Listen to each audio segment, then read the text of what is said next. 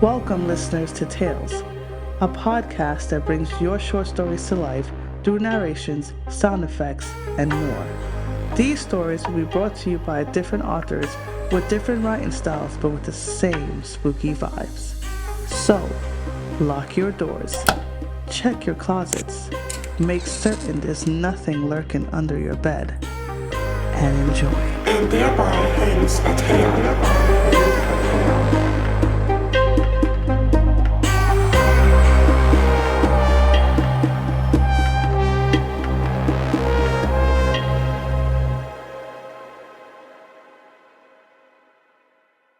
He waits where the water forgets the shore, with hands like driftwood and eyes like war. No coin, no crossing, that was the way, until the rules began to fray. He hums to bones that line the deep, a lullaby for those who sleep. The river speaks, but not in words, just screams and currents, never heard. And now he asks for something more, not silver, brass, or ancient lore. He takes what makes you whole, then less, a name, a face, a last address. So if you see him, don't look twice, and never pay his changing price. For those who deal and don't decline, don't come back the second time. The car windows were down, letting in that early winter breeze that smelled faintly of pine, gas station coffee, and freedom. Music played low on the stereo, an old 90s playlist streaming off someone's phone, and laughter drifted out over the sound of tires humming against cracked asphalt. 4 friends, 2 couple, one spontaneous road trip before the real world dragged them all back into meetings, mortgages, and the Monday to Friday kind of hell. Mira sat in the passenger seat, sunglasses still on despite the fading sun. She had one foot propped on the dashboard and a half-eaten Twizzler in her mouth. Behind her, Jordan and Layla were tangled together in the back seat, sharing headphones, whispering jokes, trying not to get carsick. Ezra drove. He liked the long stretches of highway, the silence between towns. He said it gave him time to think, but everyone knew it just made him feel like he was in control. They weren't going anywhere special, but that was the whole point. Just driving west, staying in whatever cheap motels popped up on the GPS, eating like trash, and seeing parts of the country that weren't sold on postcards. That's how they found Dry Creek. A blink and you'll miss it town tucked just inside a mountain ridge. There was a single diner, a gas station with pumps that still clicked manually, and a motel shaped like a horseshoe. Its sign flickered above a front desk that smelled like lemon-scented floor polish and mildew. The locals were nice. A little too nice, maybe, but that wasn't weird for small towns. Everyone smiled, everyone waved, and no one batted an eye at 4 road trippers pulling in with backpacks, snack wrappers, and tired eyes. Plus, they had only planned to stay just one night. They found the trail by accident. Late morning, half hung over, coffee in hand, Jordan spotted a trailhead behind a motel while stretching his legs. A small wooden sign marked it with faded paint. East Hollow Ridge, scenic overlook, 5.5 miles. Nothing dramatic, just a sliver of dirt path curving into the trees. Layla had the idea first. Let's hike it. Ezra groaned. Dude, we just got here. Exactly. Let's see what this place has to offer before we write it off as boring. Mira shrugged. Could be cute. Plus, I need content. She was already snapping a photo of the sign. Jordan checked his phone. No bars. Don't be dramatic, Layla said. We're not summoning Bigfoot. Yet, Mira added, grinning. They grabbed water, jackets, and snacks and headed in. The trail was quiet, not windy, no birdsong. Just the crunch of their boots on dead leaves and the occasional creak of old pine branches overhead. Jordan kept stopping to tie his shoes. Layla teased him for dragging his feet. It's the altitude. He muttered. My lungs aren't built for cardio and hangovers. Still, the walk was easy enough. A gradual incline, tree-lined on both sides, with slices of gray sky cutting through the canopy. Ever so often, they caught glimpse of the mountain ridge in the distance, jagged and dark like the spine of something long dead. At the first mile marker, they stopped to catch their breath. Mira took a few selfies. Layla found a cluster of tiny mushrooms near a fallen log and crouched down to take a picture. I think that's poisonous. Jordan said, peering over her shoulder. Well, yeah, only if you eat it, dum-dum. From further up the trail, Ezra called out, Hey, check this out. They followed his voice until the path widened and opened onto a clearing. Ahead, the forest thinned and dropped off into a shallow ravine. A thin trickle of water cut through the rocks below, barely a creek this time of year, but enough to carve a path through the moss-covered stone. There was a strange stillness to the air. Ezra stood near the edge, hands in his pockets. He didn't say anything. Mira frowned. Everything okay? He didn't answer for a moment. Then, I thought I heard something. Like what? He shook his head. Nothing. Just nothing. They stood there for a beat too long, as if waiting for a sound that didn't come. Eventually, Layla broke the silence. Come on, we've got more trail to cover. And so they did. But Ezra kept glancing back towards the ravine, towards the quiet, towards whatever sound he thought he'd heard and didn't want to say out loud. They planned to turn back after reaching the overlook, but the trail forked unexpectedly. There was no sign, no marker, just a narrow side path branching off through denser trees packed with mist and half swallowed in shadow. Mira was the first to notice. Guys, that path, it isn't part of the trail, right? Nope, Ezra said a little too quickly. Layla tilted her head, scanning the opening. Well, it looks like it loops back. Maybe it's a shortcut. Jordan stared at the darkened path. Or it's a horror movie waiting to happen. Mira folded her arms. See? This is why I don't hike with white people. Ezra laughed. Babe. I'm serious, she said. Why do we have to be so adventurous? What's wrong with walking back the way we came, huh? That's a perfectly good route. No fog, no doom. We'll just turn back if it gets weird, Layla offered. I mean, come on, it probably just loops. Mira sighed. Famous last words. But they were already moving. Not out of defiance, just curiosity, or maybe that strange, aimless confidence that settles in when you're surrounded by trees and friends and laughter and no cell signal. Just a minute, Ezra said gently. If it gets sketchy, we turn back. The temperature seemed to have dropped ever so slightly on the new path. Trees leaned in closer and the sky seemed closer as well. The forest floor was damp and patches of fog clung to the earth like low smoke. Every step muffled beneath the soft mulch of pine needles. They stopped talking, not because anyone said to. It just happened. Words thinned out the further they walked in. Even Mira's usual commentary faded into silence. She still had her phone out filming lazily, but she wasn't smiling anymore. Ezra was the first to notice a sound, not a full noise, just a vibration, a low, almost imperceptible hum that seemed to come from the trees themselves. You guys hear that? He asked. No one responded, because they all did. It wasn't wind, it wasn't insects, it was something lower, deeper, a note that pressed against the edge of their hearing like it didn't belong in the world at all. They walked faster, but the path didn't seem to end. Jordan glanced over his shoulders. Guys? And stopped. The trail behind them had vanished into the fog. Layla turned.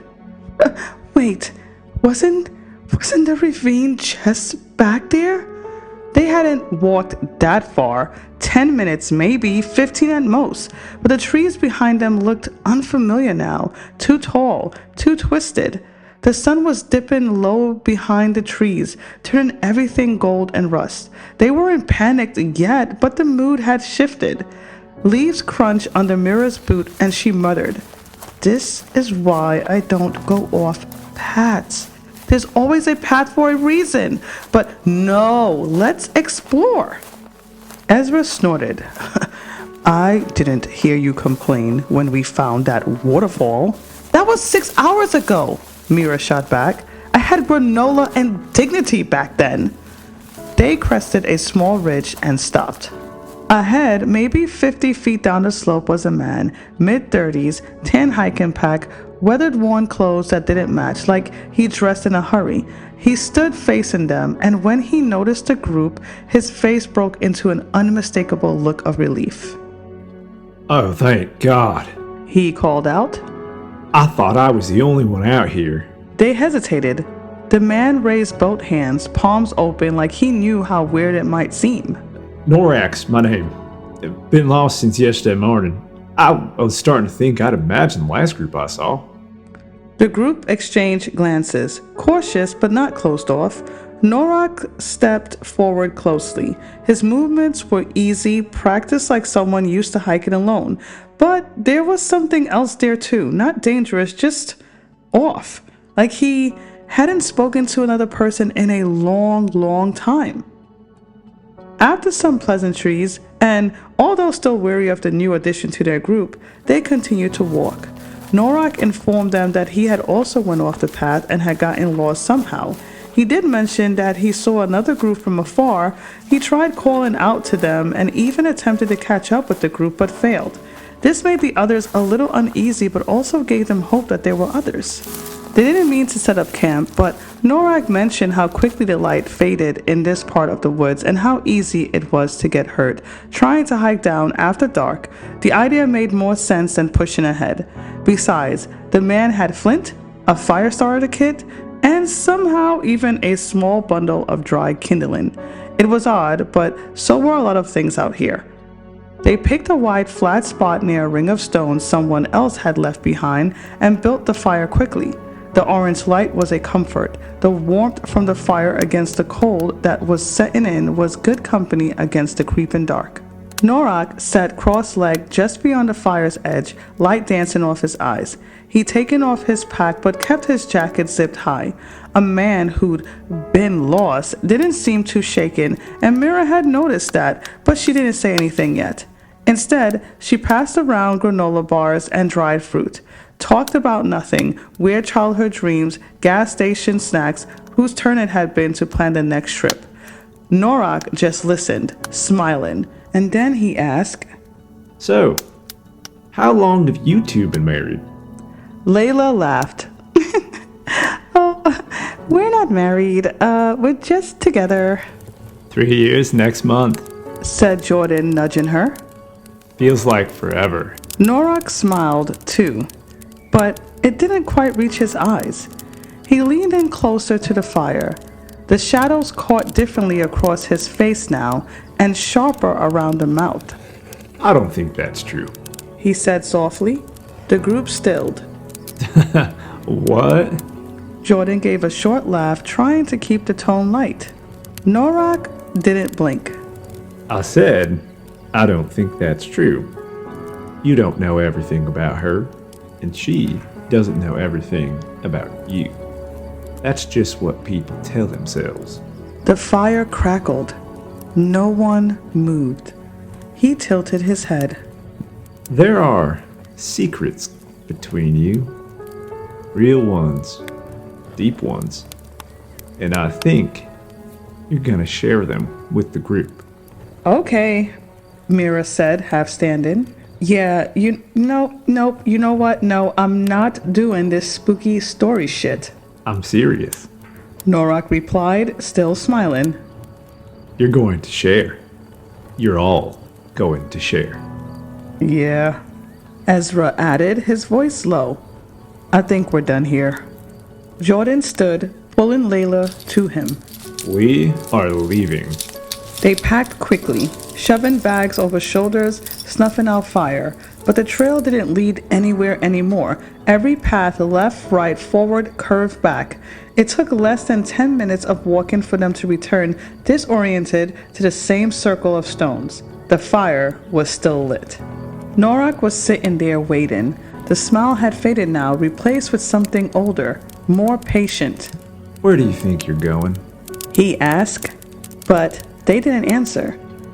They were breathing harder now. Mira looked ready to bolt. Ezra looked ready to fight. But Jordan, he sank down first, as if his legs couldn't hold him anymore. I don't know what's happening. Norok's voice was gentle now. I told you, you can't leave. Not until it's shared. Layla crouched beside Jordan, arms wrapped around herself. Shared? Your truths. All of them. This is a toll in place. You don't get through until you've paid something. Jordan looked into the fire, jaw tight. I guess I'll go first. He muttered, rubbing his hands together like trying to shake something loose. Might as well get this over with. Layla gave him a quick glance, half supportive, half wary. Jordan let out a breath. Okay, so.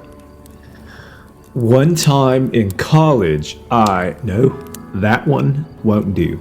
I didn't even say it yet. You were never going to say it. Norok replied, voice low. Not the real one. And just like that, Jordan's face slackened. He flinched, like something inside him had been pulled tight, then cut loose. His mouth opened, but no sound came. He blinked hard, once, twice, and looked towards Layla. What was I about to say? I just forgot? No one spoke. Norok smiled like he tasted something sweet. You tried to cheat the toll, so I took my share. Jordan shuddered. After a pause, he swallowed and sat up straight. Fine. You want the real one? Here it is. I'm a financial advisor. At least, that's what everyone thinks. I haven't told anyone that I was suspended 3 months ago, pending investigation. Layla's head whipped towards him. Wait, what? There was this firm, one of our big clients. I found a way to skim. Just small percentages at first. Bonuses that didn't raise flags, but then I started moving bigger numbers. And when it collapsed, it took half the satellite offices down with it. Ezra stiffened. What firm? Jordan hesitated, then said the name. Ezra was on his feet before the words were even out. Bro, that was my job. Jordan blinked. What? I worked there. I lost everything when they shut us down. The group was suddenly on edge, Mira stepping between the two, and Layla pulling Jordan by the arm. Ezra was shaken with fury. You're the fucking reason we got laid off. I didn't know you worked there. You didn't know, or you just didn't care, Jordan? Norok watched, eyes glinting like hot coals. No amusement, just hunger. Enough! Mira snapped. We're not doing this. Ezra finally sat seething. Jordan looked at him, looked at all of them, and whispered, I'm not proud of it.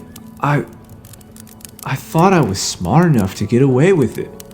But I didn't just ruin people's lives. I ruined someone I called friend. He looked at Norok. Happy? Norok didn't answer. He simply leaned back into the shadows again, but there was a satisfaction in the firelight now. A toll paid.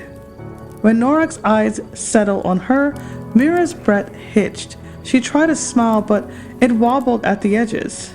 I don't really have anything like what Jordan said. Nothing criminal, nothing dramatic. Norok tilted his head. The fire cracked. Ezra reached for her hand, but she pulled her fingers back into her lap, and then she said, I've never really felt accepted, not by any of you. The group exchanged confused looks. Even Ezra sat straighter, stunned. Mira stared into the fire, speaking softly, like reading from a diary she never meant anyone to find. I am the one who cracks the joke when things get tense. I'm the cheerful one. The one, the easy one. That's my role. But it's not because I'm happy. It's because I'm terrified that if I'm not entertaining, you won't want me around. Ezra swallowed hard. Mira, what are you talking about? Of course, she shook her head. I've been with you for years, Ezra, and I still don't feel like I'm enough for you, for any of you. I've been thinking about leaving, about disappearing, and you know what? None of you you wouldn't even notice. You just replace me. A long silence followed, thick and painful. Even Jordan and Layla, who bickered more than they agreed on anything, went completely still. Mira wiped a tear from her cheek with the back of her sleeves. I didn't want to say any of that out loud, ever. The fire hissed, then Norak smiled, slow, satisfied, almost gentle. A true secret. One you kept from yourself as much from them. That'll do. And he moved his gaze to the next person. Ezra shifted in his seat. The flicker of the fire painted sharp lines across his face. His voice came out quiet, almost too quiet to hear. I cheated on Mira. The group stilled. Mira's head snapped towards him like she hadn't heard him right, but the way her face cracked said she had. Look, it was a while ago. Stupid, a coworker, it didn't mean anything. Mira blinked fast, a single tear sliding down her cheek.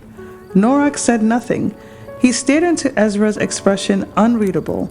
The others were silent. Then Norak stood, not quickly, not dramatic, just slowly, like a ripple moving through time.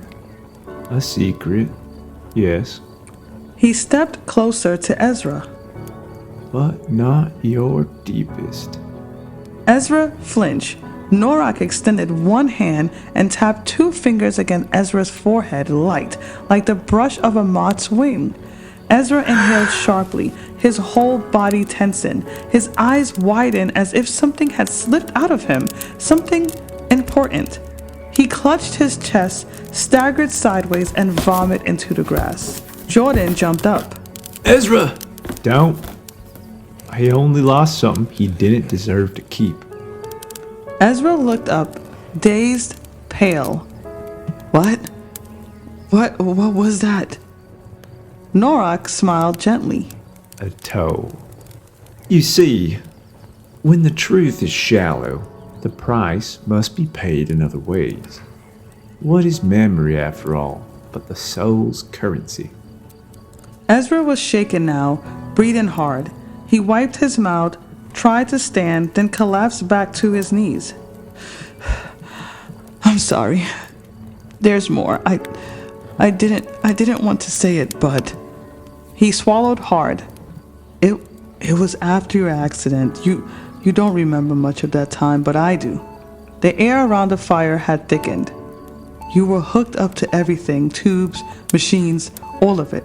Everyone thought I was devoted, that I was brave, but I was angry and tired.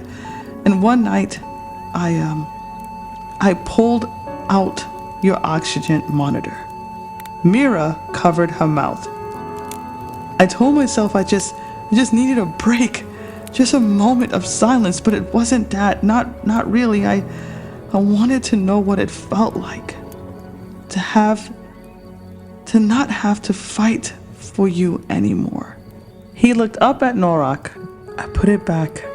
It was only for a few seconds, but I thought about what it would be like if I didn't. Silence. Norak gave a soft hum of approval. There you are. His voice rich with satisfaction. Now, who's next?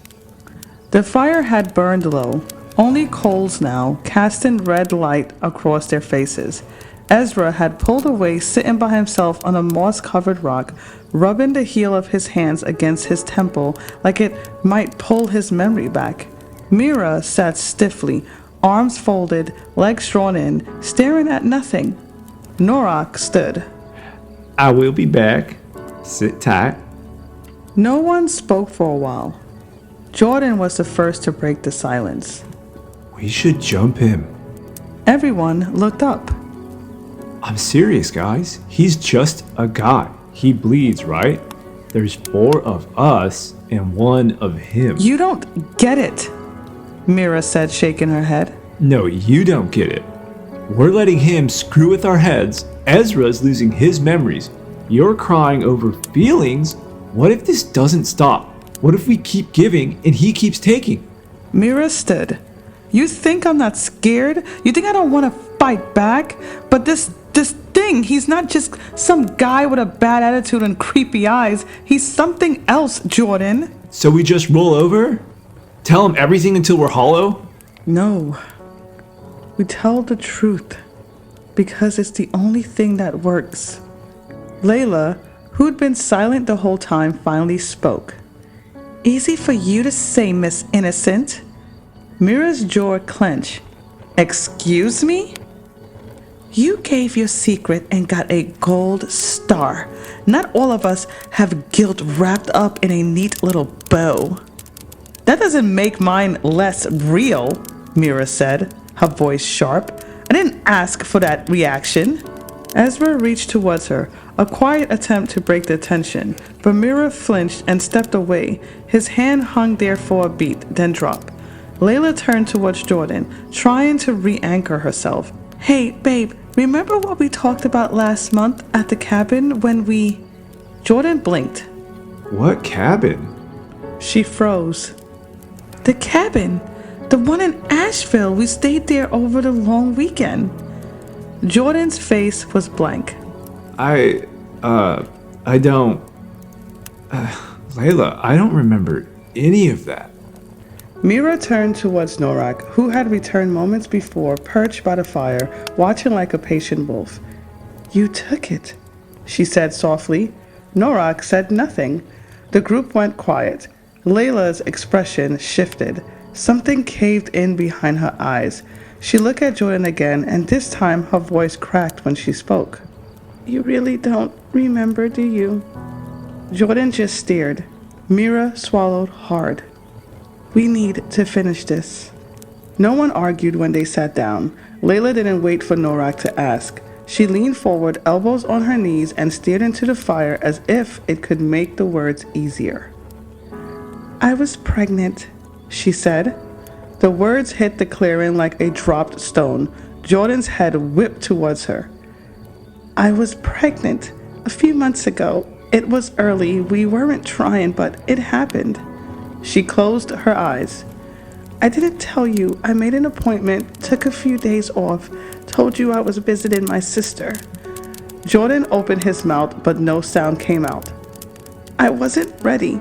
I didn't know if I ever would be, but I knew you wanted it, and I didn't want to see that look in your eyes when I told you no, so I didn't tell you anything. The fire popped softly. A wind moved through the trees, whispering like a warning. I thought that if I just handled it, we could go back to normal.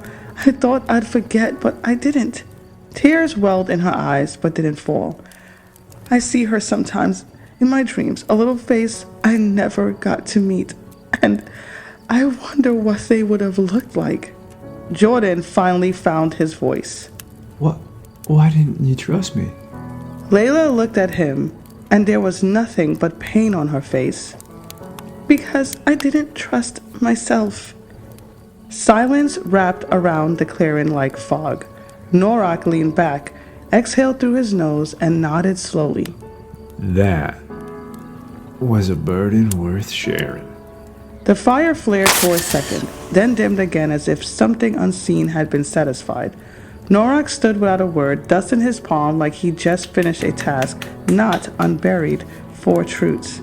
He looked at each of them. The same serene expression settled on his face. He seemed lighter now, taller maybe? Or maybe it was just the weight of everything they'd lost that made him seem further away.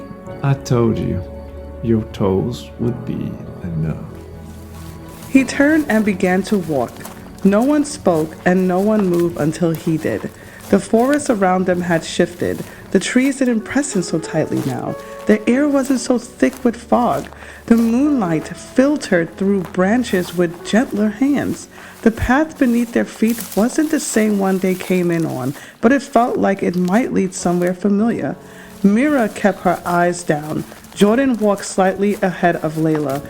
Ezra followed last, his hands still aching from where he had gripped them tightly. They walked for what felt like hours or maybe minutes. Time didn't belong here. Then Norak stopped. They almost bumped into him. He turned slowly. His smile was gone. Only 3 may leave. A beat passed. The silence pressed against their ears. Jordan looked around. What? Ezra frowned. But we're all here. No. You think you are, but one of you is not. They all looked at each other. Mira's eyes flicked to Layla, who blinked to Jordan, who turned to Ezra. All 4 still standing, still breathing. But then, flashes, the storm building fast, the slippery incline, the dirt given away, someone yelling a name, a hand not caught in time, a scream swallowed by the rain. Mira stumbled backward. No, that didn't. It did. You simply forgot. Layla's breath caught. Her fingers curled over her lips like she was pressing the memory down. You passed through the veil on borrowed time. 3 of you belong to the world. 1 does not. The path ahead shimmered, not glowing exactly, just clearer, real. Go, before this place remembers you too well. Ezra was the first to step forward, but Mira caught his arm. Her eyes were locked on Norak's hand on the small tarnished coin resting in his palm, something that was weathered, ancient, too heavy to be something so small. Wait, she whispered. That coin. She looked up sharply. Kiran? The name hit the air like a dropped match. Ezra's expression shifted, recognition dawning. Layla took a half step back. Jordan exhaled like he's been holding his breath for hours. And Norak, no, Kiran smiled, soft, knowing, timeless. At last, someone remembers. The forest had vanished, and in its place a dark, endless river, still as glass. A flat-bottomed boat waited at the shore. 2 paths had opened up for the hikers, the river Styx to the front, and the forest from which they came behind them. All 4 turned towards the forest, their faces pale, drawn tight with realization. Then, without a word, 3 figures stepped into the trees, their shapes stretching long and silent in the dark. The 4th remained. Kiran watched the others go, expression unreadable like their names were already slipping from some ledger older than time. Then he turned to the one left behind, to the wide eyes, the shallow breath, the quiet ache of knowing. And he said, I'm sorry, but the toll was always for one. The hotel lobby was quiet. A small stack of newspapers sat on the front desk, a headline that read, Hikers found after flash storm, 1 dead, 3 injured. The group had reportedly gone off trail during an unexpected storm system. Search and rescue located them near a collapsed ridge just past the South Trail line. 1 fatality confirmed. Behind the desk, the clerk watched the rain tap against the window. He thought he'd seen someone in the woods when the lightning flashed, but looked again and saw no one there. Just the woods, waiting.